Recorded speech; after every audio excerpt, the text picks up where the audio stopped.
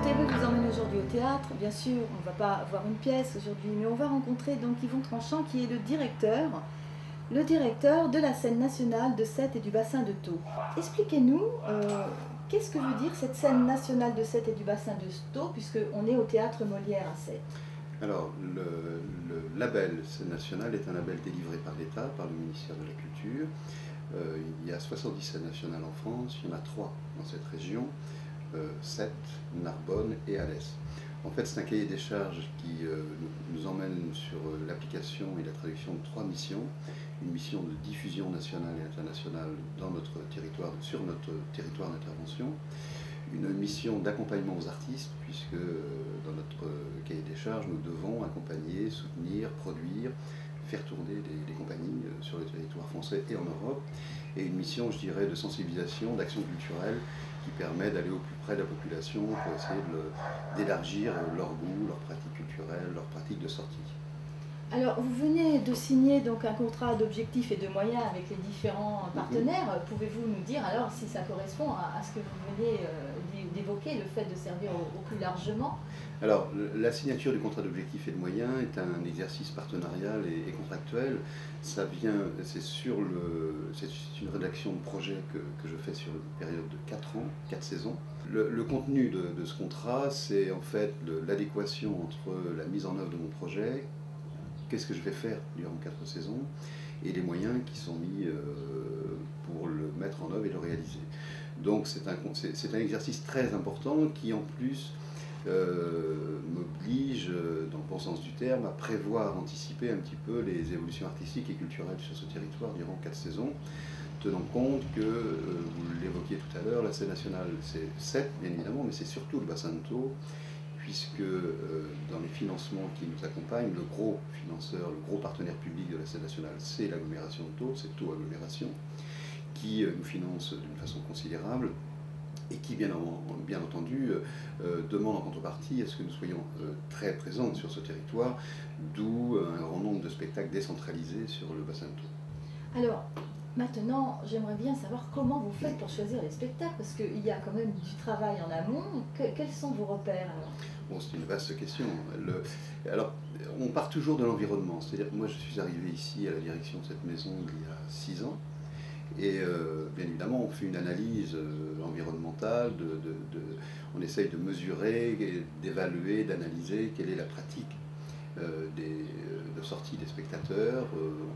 On a dans tous les cas une obligation de faire un petit commentaire sur l'art vivant, sur les arts de la scène, sur le spectacle vivant, en proposant en termes de diffusion, de programmation, des spectacles qui témoignent de l'actualité artistique nationale et internationale.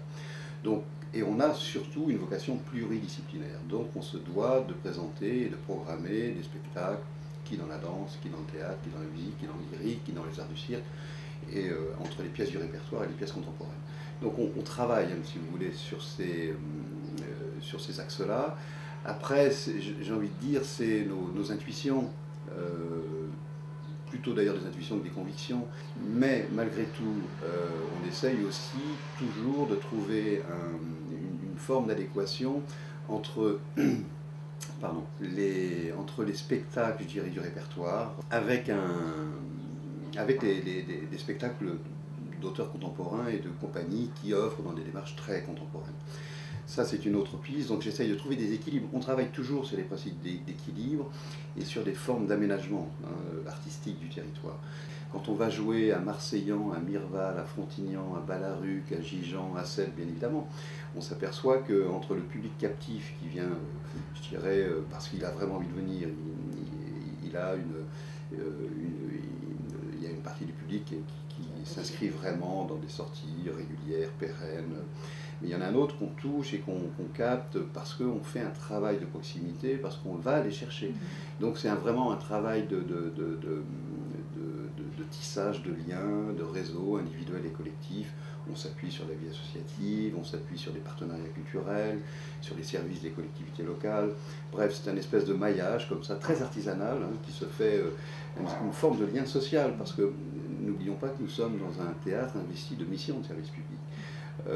Et notre travail, c'est d'amener des spectateurs à des spectacles pour lesquels ils ne viendraient pas parce qu'ils ne les connaissent pas. Donc tout notre travail consiste à essayer de créer ce lien, des passerelles et d'avoir du monde bien évidemment, puisque le spectacle vivant est fait avant tout par des gens et pour des gens. Alors quel a été votre coup de cœur? Est-ce que vous en avez un? Vous en avez plusieurs sans doute je suppose, mais plus particulièrement.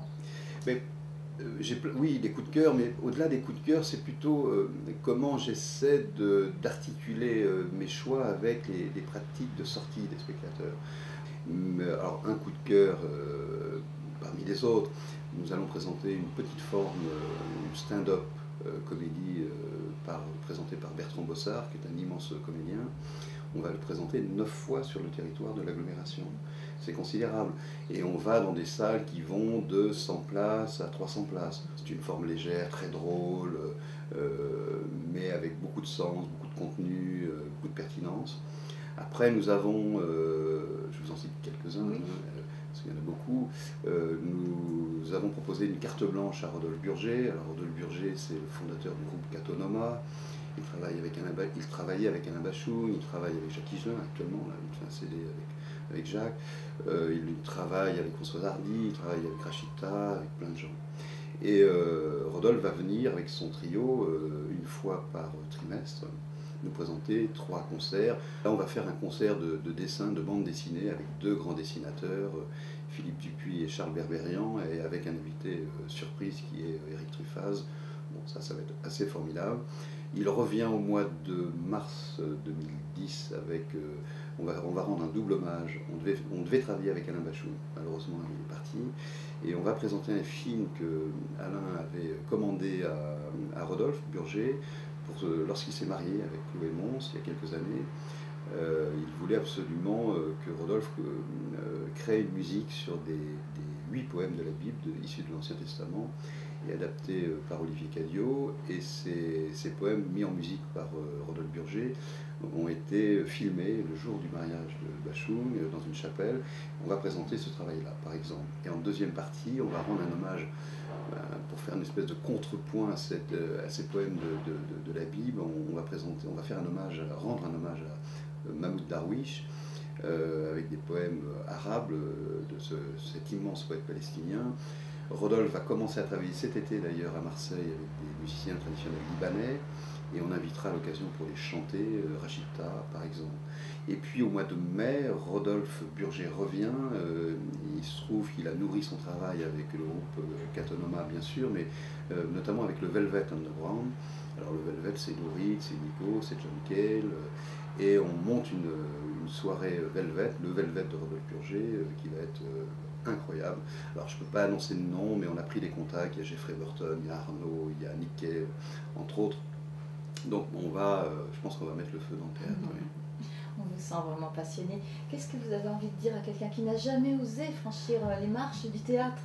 D'abord, de se laisser aller, c'est une curiosité.